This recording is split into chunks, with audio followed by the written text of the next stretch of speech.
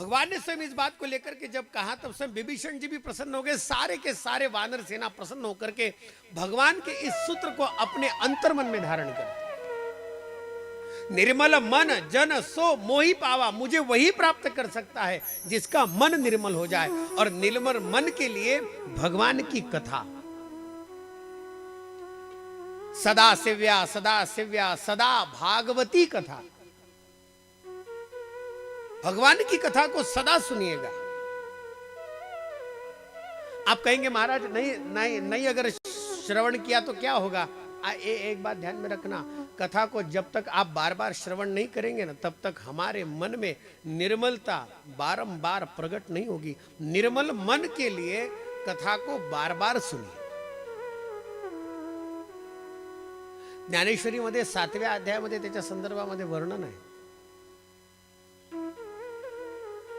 बार बार साधन क्यों करना पड़ता है, वारंवार का करावं लागतं, त्याचं कारणच आहे।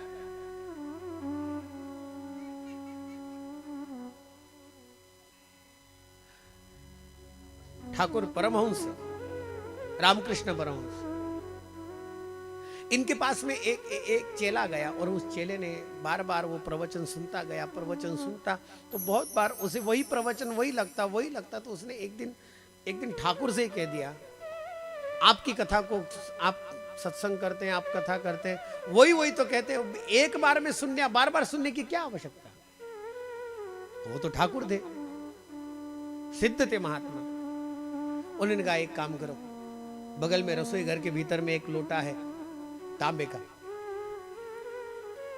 उस तांबे के लोटे को लेकर के मेरे पास आ जाओ। उसने ला करके ठाकुर के पास में दिया।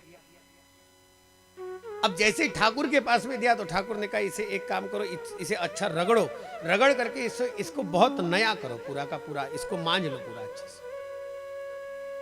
और मांझ करके स्वयं जैसे ही रखने के लिए कहा, अब 1-2 दिन के पश्चात स्वयं अपने आप में वो लोटा जो था वहीं पर ही था।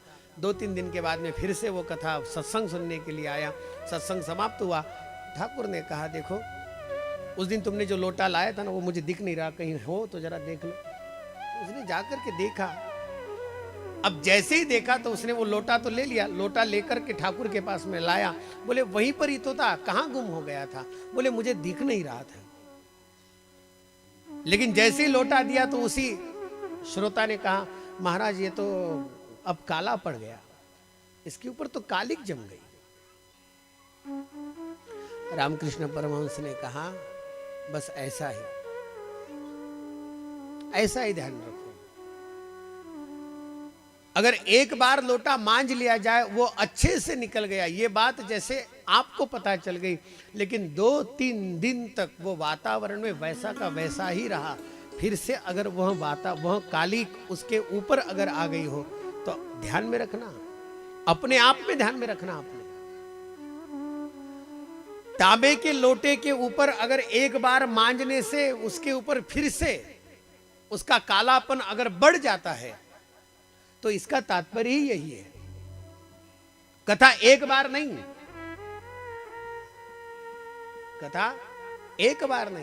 कथा बार बार सुननी पड़ती है। क्यों? क्योंकि मन रूपी बर्तन के ऊपर वातावरण के अनेक परिणाम हो जाते हैं। अनेक मन रूपी बर्तन के ऊपर, बुद्धि रूपी बर्तन के ऊपर अपने आप में अनेक परिणाम हो जाते हैं। कहीं पर कोई विकार आकर के स्वयं अपने आप मलिन कर जाते हैं, कहीं पर विषय मलिन कर जाते हैं। इंद्रियों के द्वारा भोगे गए कुछ विषयों के द्वारा हमारा मन और अशुद्ध हो जाता है।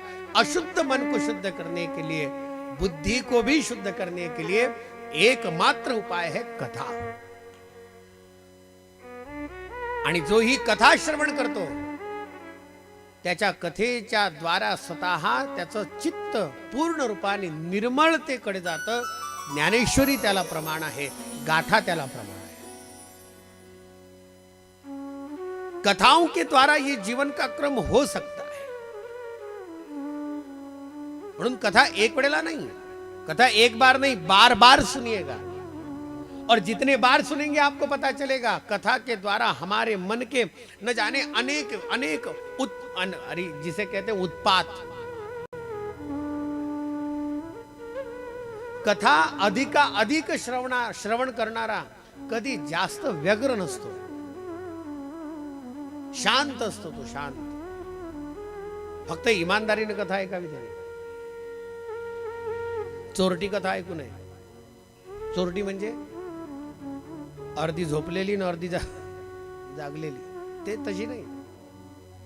कथा ईमानदारी से जो सुने तो उसके मन के सारे विकार नष्ट हो सकते हैं.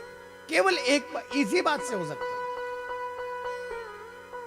भगवान श्री राम के पास में विभीषण जो आए तो कथा के माध्यम से आए. कथा से जोड़ा गया विभीषण को. अशोक वाटिका में मां जानकी जी के अंतर्मन के सारे जितने भी क्लेश थे, सारे क्लेश समाप्त हो गए केवल कथा को सुनने मात्र से. क्लेश शांत हो गए, मन शांत हो गया, बुद्धि शांत हो गई, चित्त पवित्र हो गया केवल कथा को सुनने मात्र से. और कुछ समय के लिए तो ऐसा भी जान लीजिए ना कि आप कुछ समय के लिए संसार के सारे दुखों से, सारे कलापों से, जिसे हम लोग जरा एक अच्छा शब्द देते हैं, संसार की सारी झंझटों से दूर रहकर भगवान की प्रिय कथा को सुनते सुनते हमारा मन भी थोड़ा थोड़ा शांत होते जाता है. यही शांति का अनुभव जो संसार में नहीं होता, घर गृहस्थी में नहीं होता, वही अनुभव हमें कथा में आने के बाद में मिलता है. तो ऐसा अनुभव बार बार लेने से वही अनुभव हमारे जीवन के अनेक दोषों को दूर करता है, अनेक दोषों. इसलिए कथा को सुनने वाला, कथा को जानने वाला, कथा को परखने वाला. इसलिए राम कथा कोई साधारण कथा मत समझिएगा. बाकी की कथाओं से भी अत्यंतिक श्रेष्ठ, यानी सारी बाकी की कथाएं कनिष्ठ, ऐसा मत जानिएगा. लेकिन राम कथा सर्वोत्तम कथा है, प्रिय कथा है. क्यों? क्योंकि राम कथा में भगवान ने जो अवतार धारण किया है ना, वो अवतार मनुष्य शरीर. बाकी के सारे अवतारों में कहीं कहीं पर स्वयं भगवान ने कश्यप अवतार लिया, कहीं पर स्वयं भगवान ने मोहिनी अवतार लिया, कहीं पर भगवान ने स्वयं मत्स्य अवतार लिया, कहीं पर भगवान ने नरसिंह अवतार लिया. तो इन कथाओं को सुनने से एकदम चित्त वहां पर एकदम एकाग्र नहीं हो पाता. जितना चित्त हमारा एकाग्र होता है राम में. राम शब्द ही ऐसा है कि जो मन को विश्राम करे. राम शब्द ही ऐसा है कि जो मन को आराम दे. राम शब्द ही ऐसा है कि जो मन के अनेक अनेक क्लेशों को, अनेक अनेक तापों को नष्ट करने का सर्वोत्तम साधन राम का नाम है. इसलिए केवल राम नाम की अगर महिमा को जानोगे तो आपको पता चलेगा राम नाम की महिमा, सर्वोत्तम महिमा यही है. राम तत्व की महिमा यह है कि राम जैसे ही हमारे मुख से निकले तो राम हमें हमारे लगते हैं. राम तत्व की तो विशेषता ही यही है. बैठे बैठे याद कीजिए ना, 22 जनवरी 2024 का समय याद कीजिएगा. मंदिर नहीं था. 550 साल से लेकर के न जाने कितना संघर्ष राम मंदिर के लिए हुआ, कितना संघर्ष. लेकिन जितना संघर्ष हुआ, उसी संघर्ष के पश्चात जब 22 जनवरी 2024 को 24 के दिन जैसे ही दोपहर 12 बजे भगवान के मुखारविंद की पहली झलक समूचे देश में पहली बार स्वयं प्रकट हुई, उस समय पर भारत का एक व्यक्ति ऐसा नहीं था जो राम जी की झलक को देख करके रोया न हो. 550 साल पहले मंदिर गया, लेकिन राम जी तो उसके पहले हो गए. राम तत्व की तो महिमा उसके पहले बताई गई है. राम शब्द यह न जाने कितने वर्षों के पहले से है, लेकिन इतने वर्षों के पहले होने के बावजूद भी जब राम जी की पहली झलक को हम सब ने देखा, तब महाराज हमारा मन रोया. और तब हमारा मन, हमारी बुद्धि, हमारा शरीर झूम करके स्वयं अपने आप में नाचने और गाने लगा कि राम जी आ गए, राम आ गए, राम है. राम के बारे में हमारा सबका मन अपने आप में जितना आनंदित हुआ, जितना आनंद के साथ में चला, शायद ही आज भी राम जी को दर्शन करने के पश्चात जो जो अयोध्या से लौटता है ना, उसके मुख से एक ही बात निकलती है, महाराज क्या राम जी की छवि है, कितने सुंदर दिखते हैं राम। क्यों? क्योंकि राम केवल राम नहीं, राम बालक राम है।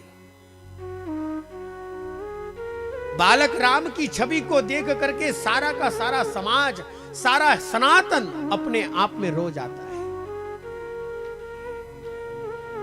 मन अपने आप में स्वयं इस प्रकार से आनंदित प्रफुल्लित हो जाता है। और जो आज तक के हम केवल उसकी स्तुति करते गए, वही स्तुति साकार रूप होकर के आज अयोध्या के रामलला मंदिर में विराजमान है। आप जानना, ये रामलला की सर्वोत्तम सुंदर छवि